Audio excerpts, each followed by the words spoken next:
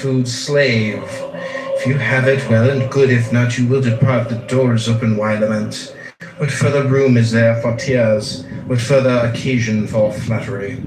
Why should one envy another? Why should you stand in awe of them that have much or are placed in power, especially if they be in law so strong and passionate? Why? What should they do to us? What they can do we will not regard. What does concern us that they cannot do? Who then shall still rule one that is thus minded?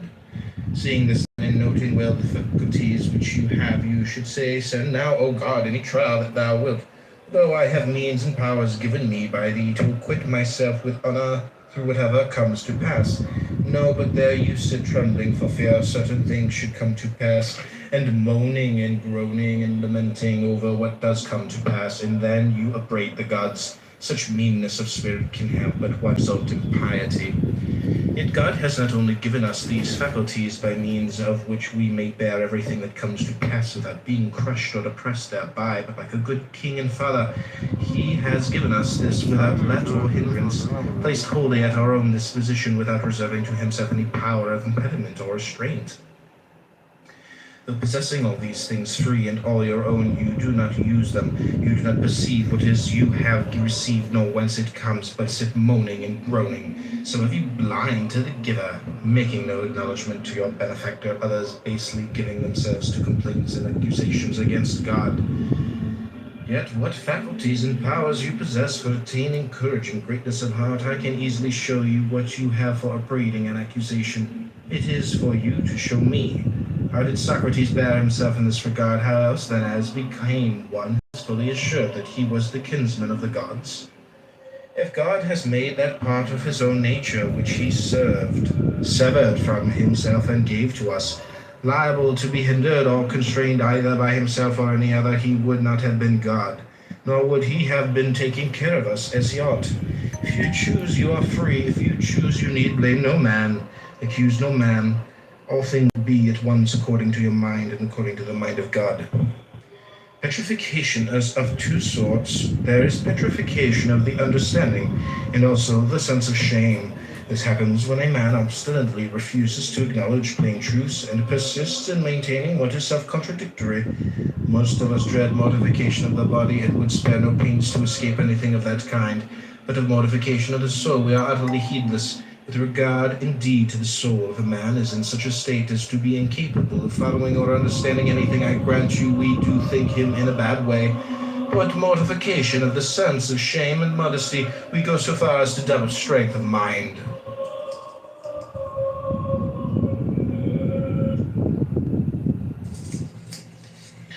If we were as intent upon our own business as the old fellows at Rome are upon what interests them, we too might perhaps accomplish something. I know a man older than I am, now superintendent at the corn market at Rome, and I remember when he passed through this place on his way back from exile, when an account he gave me of his former life, declaring that for future, once home again, his only care should be to pass his remaining years in quiet and tranquility.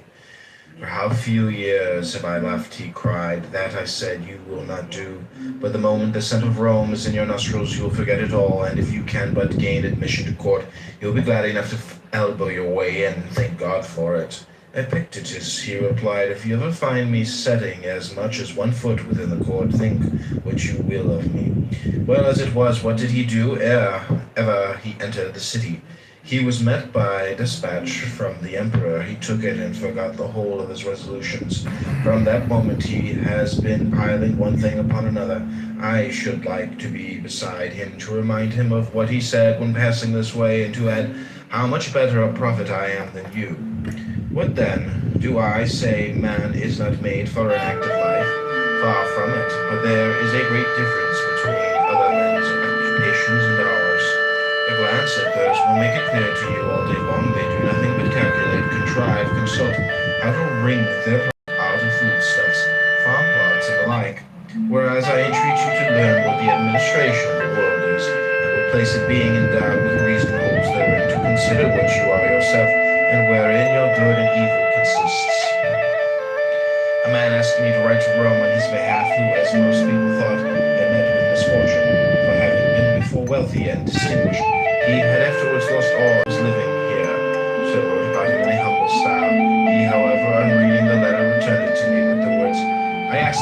not for your pity. No evil has happened unto me. True instruction is this, to learn to wish that each thing should come to pass as it does. And how does it come to pass? As the disposer has disposed it.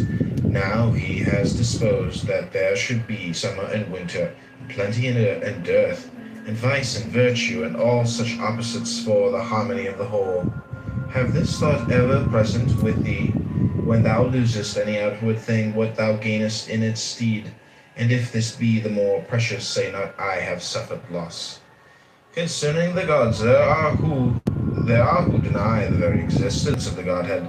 Others say that it exists, but neither bestirs nor concerns itself, nor has forethought for anything. Third party attribute to it existence and forethought, but only for great and heavenly matters, not for anything that is on earth.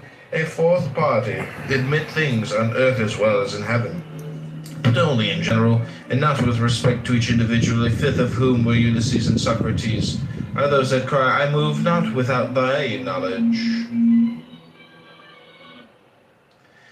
Considering all these things, the good and true man submits his judgment to him that administers the universe, even as good citizens, to the law of the state. And he that is being instructed should come thus minded, how may I in all things follow the gods, and how may I satisfied with the divine administration, and how may I become free, for he is free for whom all things come to pass according to his will, and whom none can hinder. What then is freedom? Madness? God forbid, for madness and freedom exist not together. But I wish all that I desire to come to pass, and in the manner that I desire. You are mad, you are beside yourself. Know you not that freedom is a glorious thing and of great worth? But that what I desire at random, I should wish at random to come to pass, so far from being noble, may well be exceeding base. You must know that it is no easy thing for a principle to become a man's own, unless each day he maintained it, and hear it maintained, as well as work it out in life. You are impatient and hard to please. If alone you call it solitude, if in the company of men you dub them conspirators and thieves, and find fault with your very parents, children, brothers, and neighbors, whereas when by yourself you should have called it tranquility and freedom, and herein deemed yourself like unto the gods. And when in the company of the many you should not have called it a wearisome crowd and tumult, but an assembly and a tribunal, and thus accepted all with contentment. What then is the chastisement of those who accept it? Not to be as they are. Is any discontented with being alone? Let him be in solitude. Is any discontented with his parents? Let him be a bad son and lament. Is any discontented with his children? Let him be a bad father. Throw him into prison. What prison? Where he is already, for he is there against his will. And wherever a man is against his will, there to him is a prison. Thus Socrates was not in prison, since he was there with his own consent. Knowing thou what a speck thou art in comparison with the universe. That is, with respect to the body, since with respect to reason thou art not inferior to the gods, no less than they. For the greatness of reason is not measured by length or height, but by the resolves of the mind. Place then thy happiness in that wherein thou art equal to the gods. Asked how a man might eat acceptably to gods, Epictetus replied, if when he eats he can be just, cheerful, equable, temperate, and orderly, can he not thus eat acceptably to the gods? But when you call for warm water, and your slave does not answer, or when he answers brings it lukewarm, or is not even found to be in the house at all, then not to be vexed, nor burst with anger, is not that acceptable to the gods? But how can one endure such people?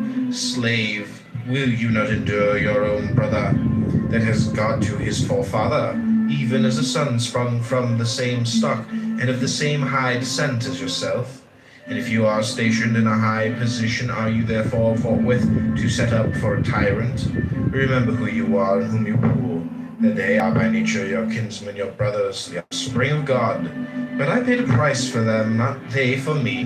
Do you see whither you are looking? Down to the earth, to the pie, to the pit, to those despicable laws of the dead? But to the laws of the gods you do not look. When we are invited to a banquet, we take what is set before us, and were one to call upon his host to set fish upon the table or sweet things, he would be deemed absurd. Yet in a word, we ask the gods for what they do not give, and that although they have given us so many things, asked how a man might convince himself that every single act of this was under the eye of God. Epictetus answered, "Do you not hold that all things are bound together in one?" "I do." "Well, and do you not hold that things on earth and things in heaven are continuous and in unison with each other?" "I do," was the reply. "Else how should the trees so regularly, as though by God's command, at his bidding flower, at his bidding send forth shoots, bear fruit and ripen it, at his bidding let it fall and shed their leaves, folded up upon themselves lie in quietness and rest? How else, as the moon waxes and wanes, as the sun approaches and recedes, can it be that such vicissitude and alternation is seen in earthly things? If then all things that grow, nay, our own bodies, are thus bound up with the whole, is it not this still truer of the souls? And if our souls are bound up and in contact with God as being very parts and fragments plucked from himself, shall he not feel every movement theirs as though it were his own, and belonging to his own nature? But you say, I cannot comprehend all this at once. Why, who told you that your powers were equal to God's? Yet God hath placed by the side of each a man's own guardian spirit. To the Stoics, the guardian spirit was each man's reason, who is charged to watch over him, the guardian who sleeps, nor is deceived. For to what better or more watchful guardian could he have committed each of us? So when you have shut the doors and made a darkness within, remember never to say that you are alone, for you are not alone, but God is within, and your guardian spirit. What light do they need to behold what you do? To this God you also should have sworn allegiance, even as soldiers unto Caesar. They, when their service is hired, swear to hold the life of Caesar dearer than all else. And will you not swear your oath that are deemed worthy of so many great gifts? And will you not keep your oath when you have sworn it? And what oath will you swear? Never to disobey, never to arraign or murmur at aught that comes to you from his hand, never unwilling to do or suffer aught that necessity lays upon you. Is this oath like theirs? I swear to hold no other dearer than Caesar, you to hold our true selves dearer than all else beside. How shall my brother cease to be wroth with me? Bring him to me, and I will tell him, but to thee I have nothing to say about his anger. When one took counsel of Epictetus, saying, What I seek is this, how even though my brother be not reconciled to me, I may still remain as nature would have me to be. He replied, All great things are slow of growth, nay, this is true even of a grape or of a fig. If then you say to me now, I desire a fig, I shall answer, it needs time. Wait till it first flower, then cast its blossom, then ripen. Whereas when the fruit of the fig tree reaches not maturity suddenly, nor yet in a single hour, do you nevertheless desire so quickly and easily to reap the fruit to the mind of man? Nay, expect it not, even though I bade you.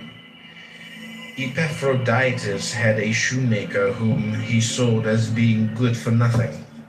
This fellow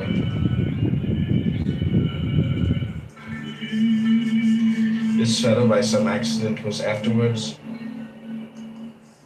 purchased by one of Caesar's men, and became shoemaker to Caesar. You should have seen what respect Epaphroditus paid him then. How does the good Felicion? Kindly let me know. And if any of us inquired, what is Epaphroditus doing? The answer was, he is consulting about so-and-so with Felicion. Had he not sold him as good for nothing, who had in a trice converted him into a wiseacre? This is what comes of holding of importance anything but the things that depend on will. What you shun enduring yourself, attempt not to impose on others. You shun slavery. Beware of enslaving others. If you can endure to do that, one would think you had been once upon a time a slave yourself. For vice has nothing in common with virtue, nor freedom with slavery. Has a man been raised to the tribuneship?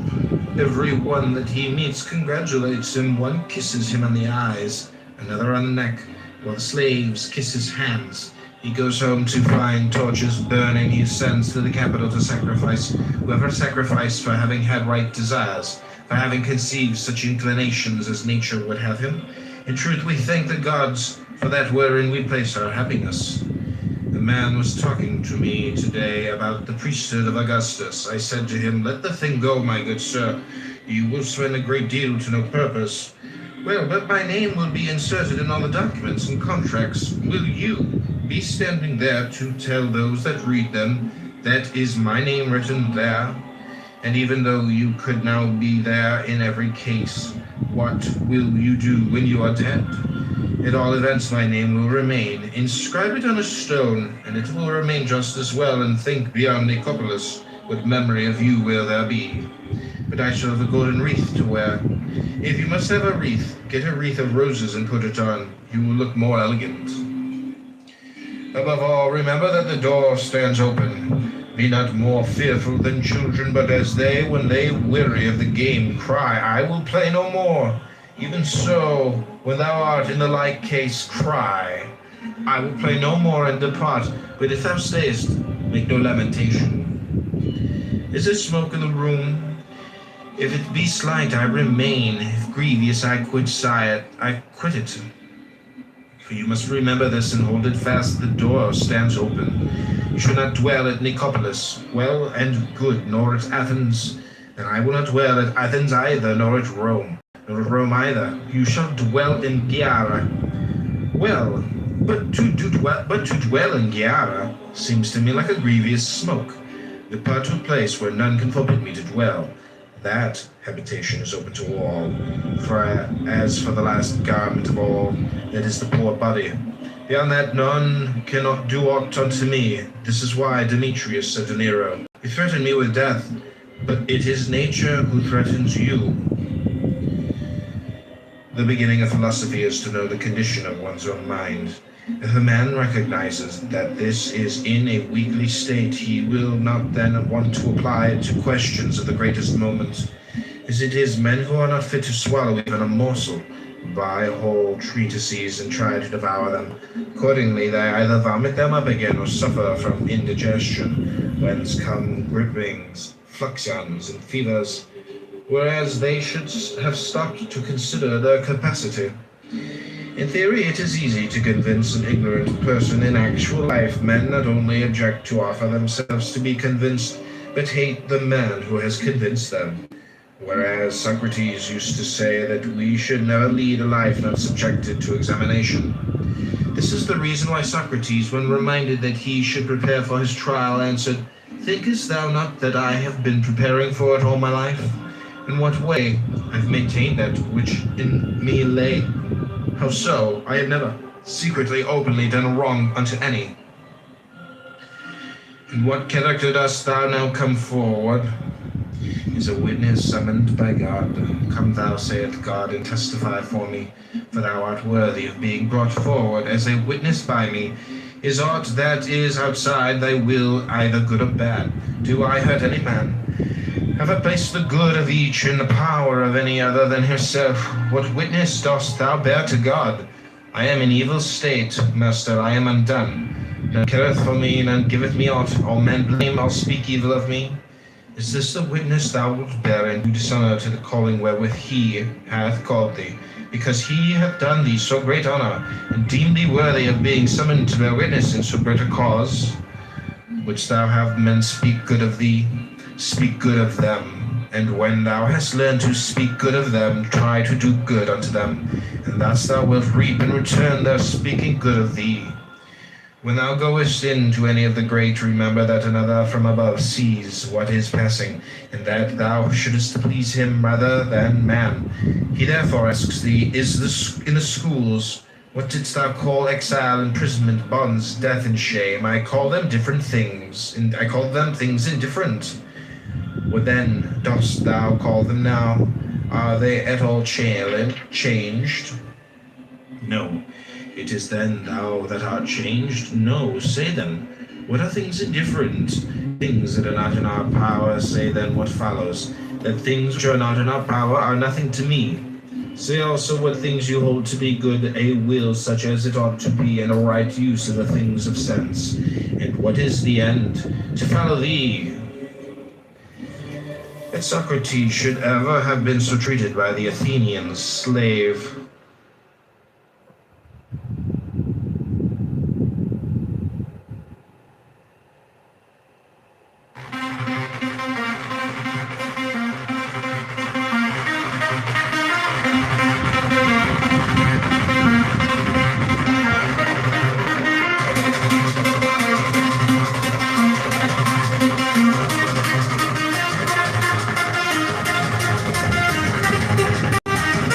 Spiritual.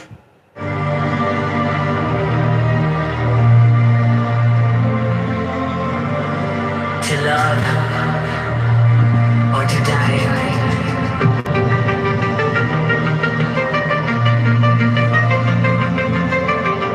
Between death and love, there is no alternative. Love and death are so mingled in the passion of our Lord that we cannot have the one heart without the other. Love alone. All is love, and in love, for love in holy church, hatred separates us, and love brings us into one.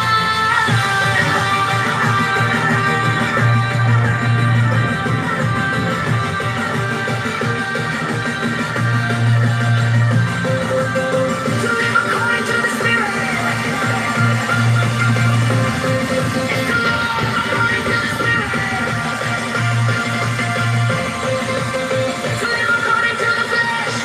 It's to love according to the flesh. For love is the life of the soul is the life of the body.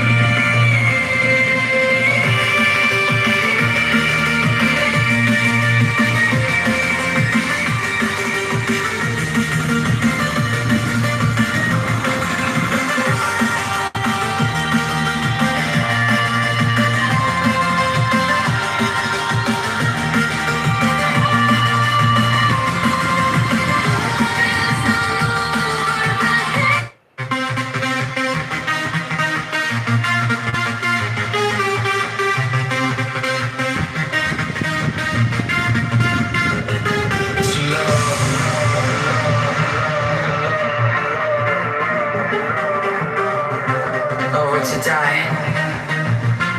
Between death and love, there is no alternative. LOVI 24.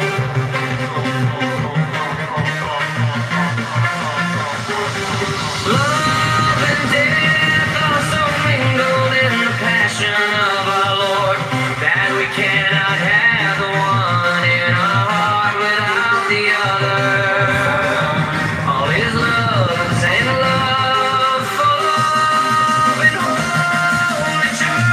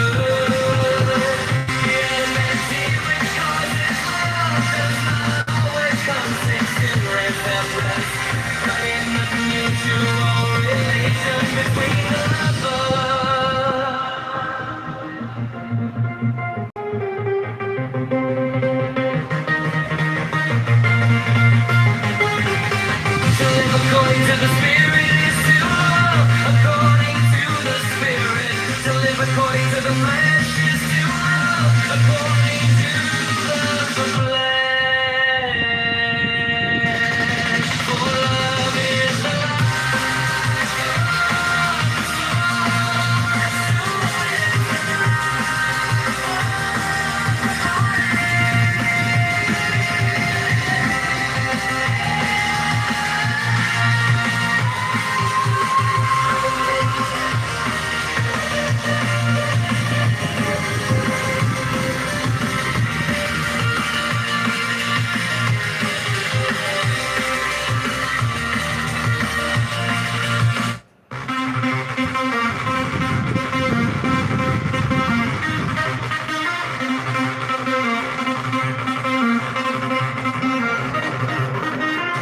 are two incompatible things.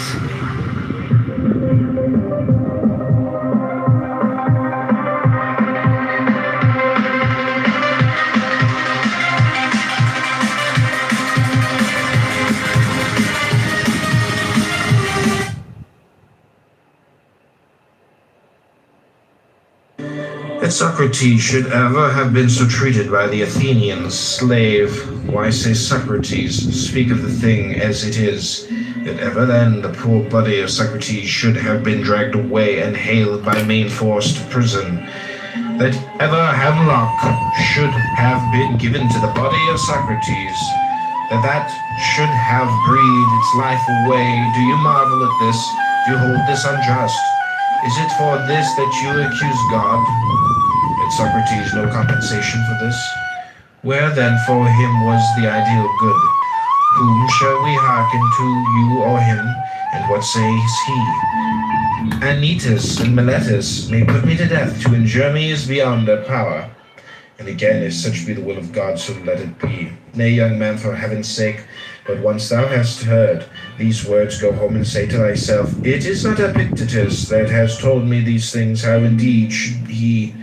No, it is some gracious God through him, else it would never have entered his head to tell me them. He that is not used to speak to any one thus, well then let us not lie under the wrath of God, but be obedient unto him. Nay, indeed, but if a raven by its croaking bears thee any sign, it is not the raven, but God that sends the sign through the raven. And if he signifies anything to thee through human voice, will he not cause the man to say these words to thee, that thou mayest know the power of the divine? How he sends a sign to some in one way, and to others in another, and on the greatest and highest matters of all signifies his will through the noblest messenger. What else does the poet mean? I spake unto him erst myself, and sent Hermes in the shining, one to check and warn him, the husband not to slay, nor woo the wife. In the same way, my friend Heraclitus, who had a trifling suit about a petty farm at Rhodes, first showed the judges that his cause was just, and then at the finish cried, I will not entreat you, nor do I care what sentence you pass. It is you who are on your trial, not I. And so he ended the case. As for us, we behave like a herd of deer. When they flee from the huntsman's feathers in affright, which way do they turn? What haven of safety do they make for? Why, they rush upon the nets. Thus they perish by confounding what they should fear with that wherein no danger lies. Not death or pain is to be feared, but the fear of death or pain. Well said the poet, therefore, death has no terror, only a death of shame. How is it then that certain external things are said to be natural, and others contrary to nature? Why, just as it might be said if we stood alone and apart from others, a foot, for instance, I will allow it is natural should be clean, but if you take it as a foot, and as a thing which does not stand by itself, it will beseem it, if need be, to walk in the mud, to tread on thorns, and sometimes even to be cut off for the benefit of the whole body. Else it is no longer a foot. In some such way we should conceive of ourselves also, what art thou, a man? Looked at as standing by thyself and separate, it is natural for thee in health and wealth long to live. But looked at as a man and only as a part of a whole, it is for that whole's sake that thou shouldst at one time fall sick, at another brave the perils of the sea again, know the meaning of want and perhaps die an early death. Why then repine? Knowest thou not that as the foot is no more a foot if detached from the body, so thou in like case art no longer a man? For what is a man? A part of a city, first of the city of gods and of men, next of that which ranks nearest it, a miniature of the universal city. In such a body, in such a world enveloping us, among lives like these, such things must happen to one or another. Thy part then being there is to speak of these things as is meet, and to order them as befits the matter. That was a good reply which Diogenes made to a man who asked him for letters of recommendation. That you are a man, he will know when he sees you whether a good or a bad one. He will know if he has any skill in discerning the good and the bad. But if he has none, he will never know, though I write to him 1,000 times. It is as though a piece of silver money desired to be recommended to someone to be tested. If the man be a good judge of silver, he will know the coin will tell its own tale. Even as the traveler asks his way of him that he meets inclined in no wise to bear to the right rather than to the left, for he desires only the way leading whither he would go, so should we come unto God as to a guide, even as we use our eyes without admonishing them, to show us some things rather than others, but content to receive the images of such things as they present unto us. But as it is, we stand anxiously watching the victim, and with the voice of supplication call upon the augur, Master, have mercy on me, vouchsafe unto me a way of escape. Slave, would you then have aught else than what is best? Is there anything better than what is God's good pleasure? Why, as far as in you lies, would you corrupt your judge and lead your counselor astray? God is beneficent, but the good also is beneficent. It should seem then that where the real nature of God is, there too is to be found the real nature of the good. But then is the real nature of God, intelligence, knowledge, right, reason. Here then, without more ado, seek the real nature of the good, for surely thou dost not seek it in a plant or in an animal that reasoneth not. Seek then the real nature of the good in that without whose presence thou wilt not admit the good to exist in aught else. What then? Are not these other things also works of God? They are, but not preferred to honor, nor are they portions of God. But thou art a thing preferred to honor, thou art thyself a fragment torn from God, thou hast a portion within thyself. How is it then that thou dost not know thy high descent, dost not know whence thou comest? Dost not know whence thou comest? When thou eatest, wilt thou not remember who thou art that eatest, and whom thou feedest? In intercourse, in exercise, in discussion, knowest thou not that it is a God whom thou feedest, a God whom thou exercisest, a God whom thou bearest about with thee, O miserable? And thou perceivest it not. Thinkest thou that I speak of a God of silver or gold that is without thee?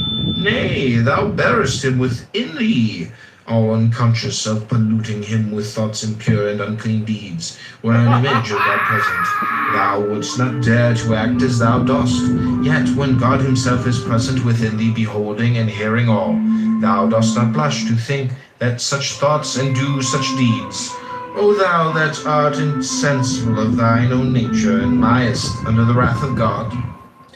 Why then are we afraid when we send a young man from the schools into active life, lest he should indulge his appetites intemperately, lest he should debase himself by a ragged clothing, or be puffed up by fine raiment? Knowest he not the God within him? Knowest he not with whom he is starting on his way? Have we patience to hear him say to us, Would I had thee within me? Hast thou not God where thou art, and having him dost thou still seek for any other? Would he tell thee aught what else than these things? Why, wert thou a statue of Phidias, and Athena, or a Zeus, thou wouldst bethink thee both of thyself and thine artificer, And hadst thou any sense, thou wouldst strive to do no dishonor to thyself or him that fashioned thee, nor appear to beholders in unbefitting guise. But now, because God is thy maker, is that why thou carest not of what sort thou shalt know thyself to be. Yet how different the artists and their workmanship. What human artists' work, for example, has in the faculties that are displayed in fashioning it. Is it aught but marble, bronze, gold, or ivory? Nay, when the Athena of Phidias has put forth her hand and received therein a victory, in that attitude she stands forevermore. But God's works move and breathe, they use and judge the things of sense, the workmanship of such an artist. Wilt thou dishonor him?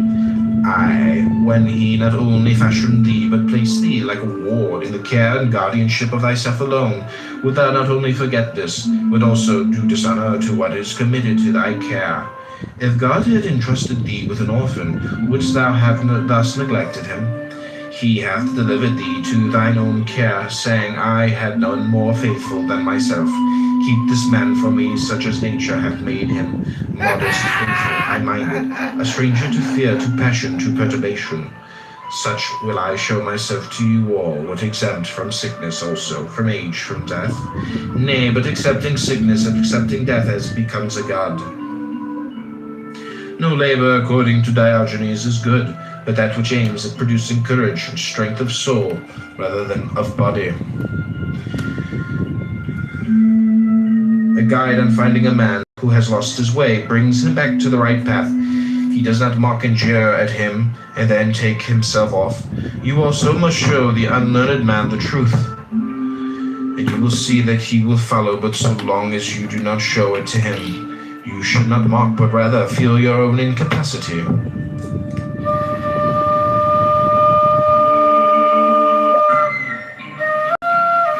It was the first and most striking characteristic of Socrates never to become heated in discourse, never to utter an injurious or insulting word. On the contrary, he persistently bore insult from others, and thus put an end to the fray. If you care to know the extent of his power in this direction, read Xenophon's Banquet, and you will see how many quarrels he put an end to. That is why the poets are right in so highly commending this faculty. Quickly and wisely, with all, even bitter feuds, would he settle. Nevertheless,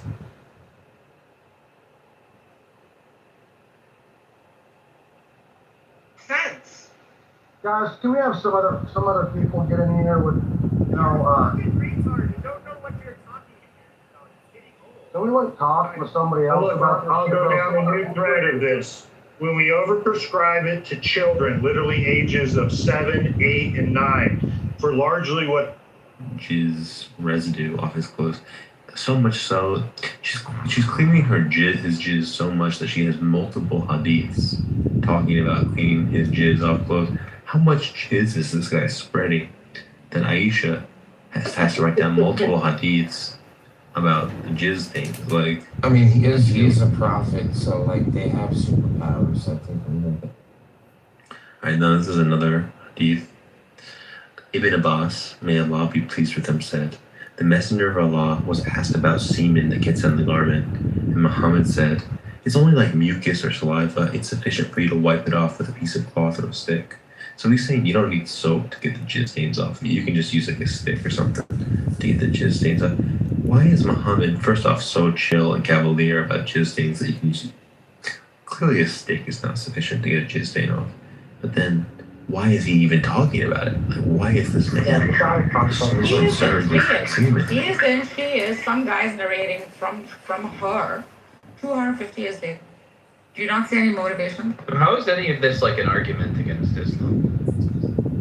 Yeah, exactly. Okay, so I have another hadith. Wait, one I second. have another The hadith. hadith. I'm gonna read it out loud just to be super sensitive. Hold on 1 second. I go.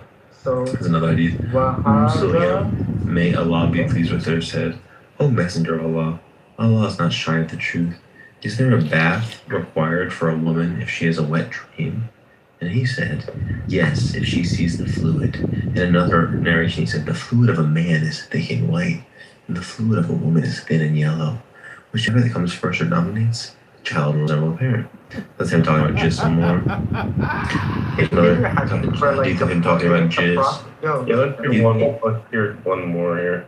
it's all from Aisha, bro. It's all from Aisha. Yeah, it was. Yeah, I'm gonna read this. Ready? Watch this. Okay. وهذا Abu Bakr ibn Abi Shayba. Yeah, bro, that doesn't mean that in Arabic. Oh my god, keep going. I'm gonna come. Okay. وهذا Abu Bakr ibn Abi Shayba. Thank you. Did you finish? Yeah. Stop being degenerate. Dan, do you have any more hits? Yeah, I have another one. Can we do like a greatest hits edition? Yeah, but this is Ali ibn Ali Talib, may Allah be pleased with him, said, I was a man who had a lot of prostatic fluid, and I was too shy to ask the Messenger of Allah because of his relationship to me, being married to his daughter. So I told Al-Miqdad ibn al-Aswad to ask him. He said he should wash his private parts and perform ablution. If it is semen, then a full bath is required. So there's just a lot of hadiths about Muhammad regulating and discussing jizz and what to do about jizz. Here's what I think happened, okay? Yeah, is it true that there are camel urine ones? Or is that there's a whole panoply of the So what I think happened was this. But right now, I just No, there are Shias hated Sunnis and Sunnis the jizz hadiths. I think it's just interesting that there's a whole jizz Ali corpus that we represented can get the into. Shias and Aisha represented the Sunnis. So I think what happened is some like fucked up like Shia people in Kufa in the 8th century tried to make Aisha look like shit by mentioning semen, and then they probably rebelled by writing some semen shit on Ali. That's how we have what we have today, bro. It's a bunch of sectarian fucking bullshit. So my theory for what's going on is that Muhammad was having so much sex and he was busting so often that everyone around him kind of commented on like, wow, you are just constantly busting and slow down in the source. Like, do you actually believe that, Abby? Like, you? Yes. Sure, yeah. So you take everything to be true that's Sahih? Is that what you're saying? There's a lot of hadiths here about him talking Yeah. about Do you take jizz, it? Do you take it to be part of true? his Do you take it to be true? Yeah. Okay, perfect. So even the miracles and stuff you take to be true as well from the hadiths. No, I just think when there's stuff Well, like do you this, take this book to be true? Yes or no?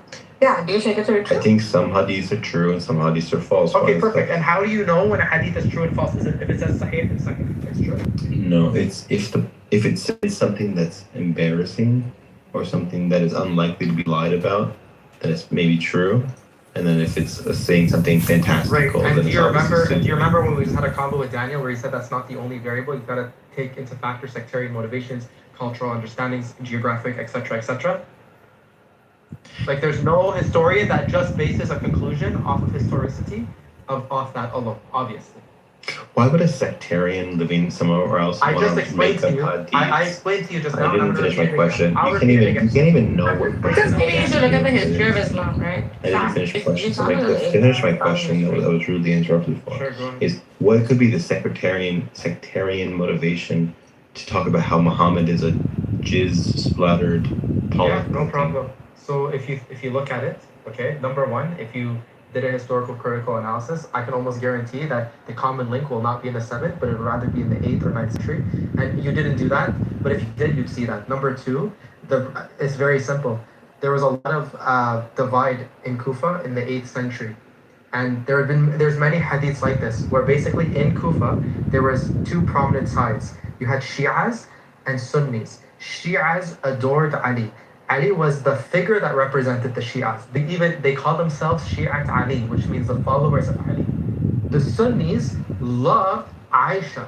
That was their person that they defended at all costs. They referred to her as the mother of all believers. From their lens, that's their mother, okay? It's not too crazy to think that the Shi'as would try to make Aisha look bad. Shi'as did not like Aisha. So they would write stupid shit that she would do to make her look like a scumbag that should not be followed. Like, for example, look, why the fuck should you follow Aisha? She's saying shit about the Prophet that's private. That's very reasonable to consider. The Sunnis, on the other hand, would probably heard this shit and wrote also like think about it. It's always Aisha Ali, and it's always about semen. Like this is what they fucking did, bro. And there's many evidence of this. Like for example, there's a man named Hisham. He lives in Medina. Medina is where Aisha got married. There was already marital reports of this in the 7th century, but there was no report of her getting married to the Prophet at fucking like 6 or consummating it at 9. Then all of a sudden, the moment Hisham goes to Kufa, this is all 100 years later, by the way, then a bunch of people start randomly talking about Aisha getting married at fucking 9. From our lines, that's fucking embarrassing. Why the fuck would you say that? From his lines, he did that because the shit that the Shias were saying in Kufa in the 8th century was that the Prophet loved Ali so much because he raised him since he was a kid. The Sunnis didn't like that because Aisha doesn't have that same respect. So they both and said, yo, you know what? No, he married her when she was young, so he basically raised her too. This isn't. There's many instances like this, bro. It's just sectarian motivation. I hear what you're saying, but I think the fact that makes Muhammad look bad, the other Muslims, the Sunni Muslims, wouldn't have accepted it as Sahih unless it was kind of considered consensus at the time that although it looks bad, that Muhammad was probably just so then walking around. Why is it the case that the Hadith Aisha is Sahih, her marrying the Prophet at a young age? Because they did take it to be true. But if you do a historical critical analysis, you can see that it's not true. I'm using the principle of embarrassment that we talked about earlier, that you wouldn't expect hadiths where I agree Muhammad's with you. just walking around Do you remember? to be accepted as Sahih. Yeah, and I responded to you. The reason why it would probably be considered. Do you remember the response? The reason why it would be considered Sahih is because they go, yeah, you know, it makes them look bad, but it's true, so we have to accept it. Yeah. Do you remember? I already responded to that. Do you remember the response? Yeah. Okay, perfect. So then why are you bringing it up? And also, you didn't answer my question. I didn't think your response was good enough. So right. But what was my response? That you thought that Muhammad was covered in jizz. That was not my response, right? So this just shows you're not listening at all. And on top of that, you yourself don't believe this book to be historically accurate. You're going to mention it from and now what you're going to do is you're going to laugh to make it seem like You actually believe, Sam Rosen believe, hold on, that Sahih Bukhari and Sahih Muslim are infallible and accurate. And you said this. Sam Rosen, you're an atheist who believes in the religion of Bukhari and the religion of Sahih Muslim. Right, so welcome. Nargis. Welcome to Salafism. Nargis. Welcome to fundamentalist Islam. Trolling aside, I think most of the hadiths are fabricated. I think probably like 95% of them are fabricated. But there's this idea that if you had a book of fake quotations by Winston Churchill, you would still learn something about Winston Churchill because the fake quotations attributed to Winston Churchill would let us echo. You have to not interrupt me. Yeah, I'm just going to move you down because you're just not interested. You've been distracted. So fake quotations by Winston Churchill would give you a vibe of the man. It would give you like a flavor of what people kind of thought he was like. And it would give you some information about Winston Churchill. So all of these taking wives, having sex with different people, and killing various people. The only reason, even if they're fabricated, they are aligning with a consensus that was existing during the time. There was a sort of false understanding of what this man was, that these stories had to be consistent. This is why I think even if they're fabricated, most of them they can point to a man. Yeah, by the way, you're right.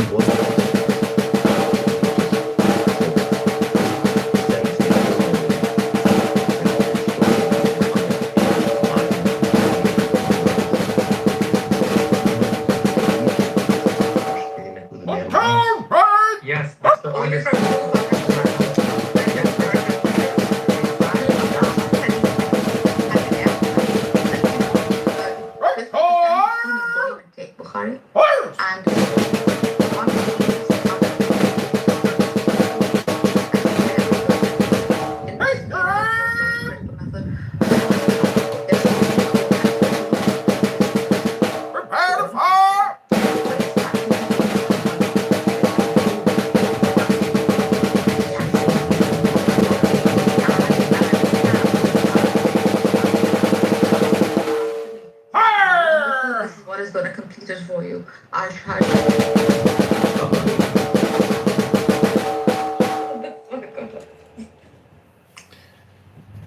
Listen, guys. Mostly when I talk about hadith, it's been an internal critique. The Sunnis, the Salafis, they take this to be serious. And then you read the text and they say all sorts of absurd stuff. It's an internal critique. Now, I think Muhammad the man was a violent man, but I'm mostly basing that on the Quran and the historical record. Namely, there was lots of conquests and battles that Muhammad fought in, and that the Quran itself strikes me as a fairly violent text. But the hadiths, am I going to judge how violent Muhammad is based on the hadiths? I mean, it's a little bit of evidence. If there's a pattern, you go, why is there that pattern? Why would they all be fabricated in the same direction? But I don't think the hadiths are very strong evidence of it.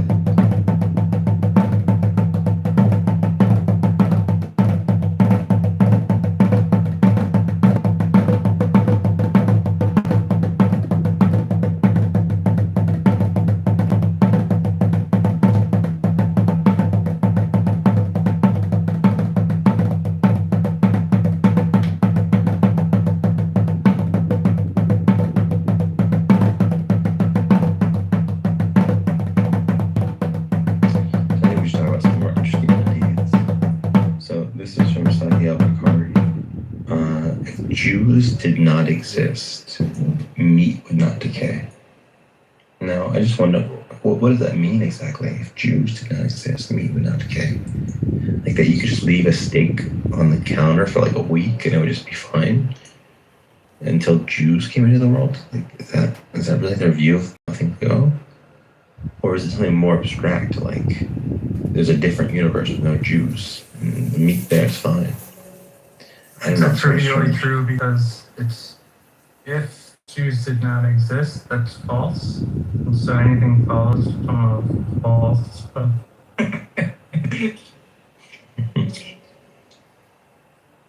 That's fine.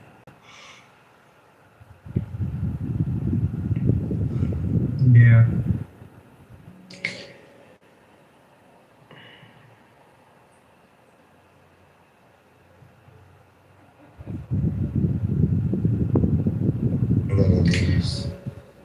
A strange hadith is one where it says, don't eat with your left hand because Satan eats with his left hand. Because that's a very strange principle to say. If Satan does something, you shouldn't do it. Because, like, Satan talks, Satan walks around, Satan, like, laughs, Satan, you know what I mean? Like, there's lots of other stuff Satan does. So if you shouldn't do your left hand because of him, I mean, you shouldn't do a lot of stuff, like sleeping, running. I don't know, is that where you run?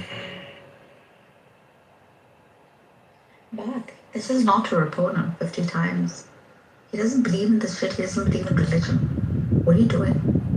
If he's being your opponent, he's putting you in your place. Because I'm not saying any. It's a lot of shit in Christianity too. I'm not saying any. I don't know He's why just calling you out. Talk to Sam, bro. You have. Look, Sam can. Sam's an atheist.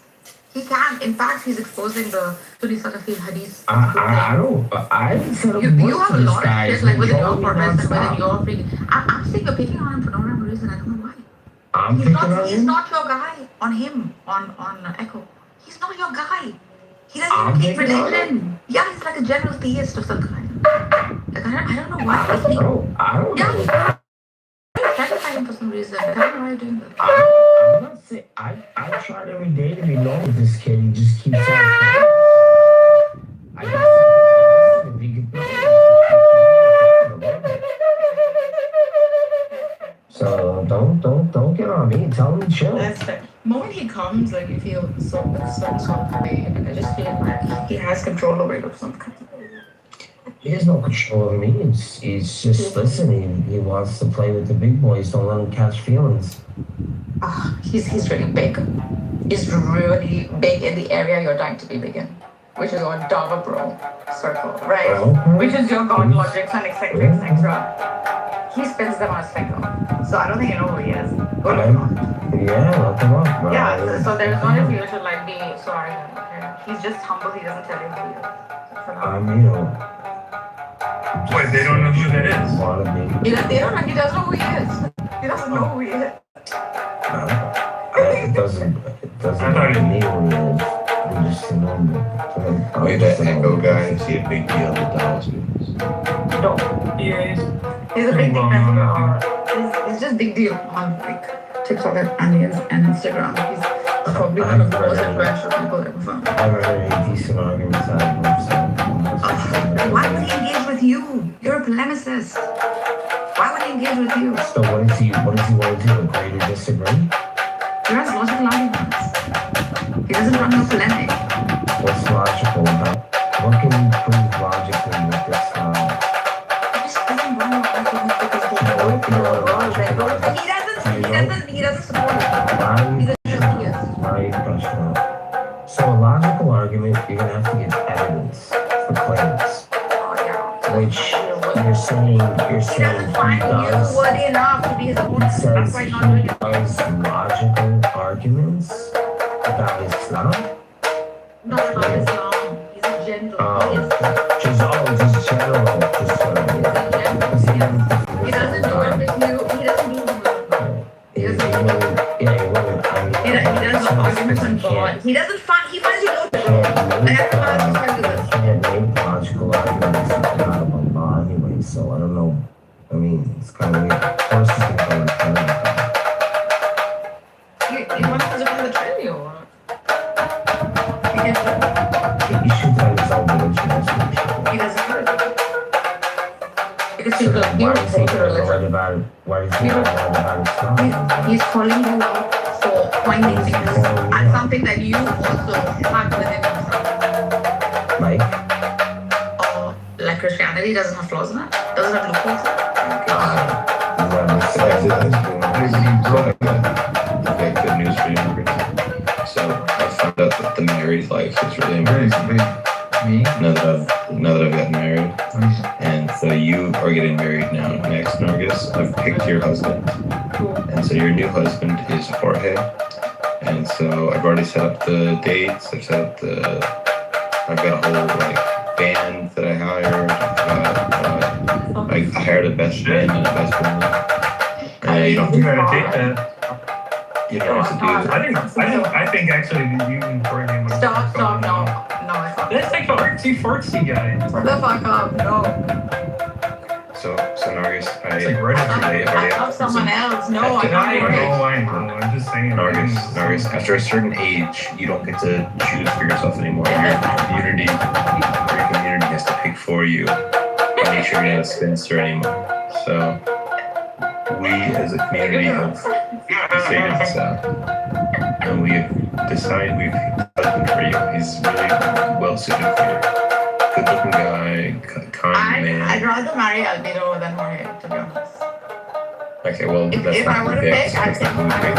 Albedo. Yeah, whatever. I'd rather pick him over him. Definitely. What's wrong? I don't actually think There's nothing wrong with him. It's just, I don't know. Well, I think movies. Why are you married? Maybe I will. Fucking lying. Sam, where the fuck you just leaving me out there? Listen, we just gotta take care of our sisters, make sure they get married, because we don't want to have them end up spinsters. We gotta. Man, you sound old. You sound married and old and settled. What happened to Sammy? Nargis, I'm happily married today. I made beautiful love to my wife. I'm just ate delicious meals. I'm happy. You know what I mean? I'm living a good life, and I want you to have that for yourself. You know what I'm saying? And I want you to do it within the bounds of holy matrimony, because hooking up with random strangers is not as fulfilling as to make love to the person who loves you and will love you forever. That's just not as good. It's like a pale imitation. Okay, It's like fucking what? lie. He did ask me to meet him in Los Angeles. And I know it. But I can't. The woods are lovely, dark and deep. I have promises to keep. And my obstacle. Why do you try your hardest to not let me help you? Before you help sleep. me help. And my obstacle before you sleep. Exactly. You're welcome. See, now I guess I've got this all planned out. I have your whole life planned out for you. You don't have to do a thing. You don't have to Say lift a finger. something, Bart. Okay, I'll stop. I want Bart to be my wali. Like, you know, wali. Let's get back to Muhammad being a child molesting freak. Fine, go back. Bart needs his kick for the I pick on him so much. I feel so bad after that. Everyone does it, but I just pick on Bart.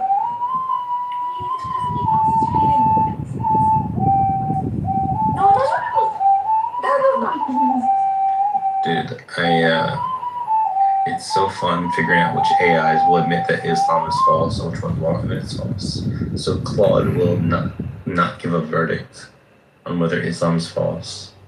But if I say I'm gonna go treat Muslim men the way Muhammad treated his wives, they're like, no, you may not do that.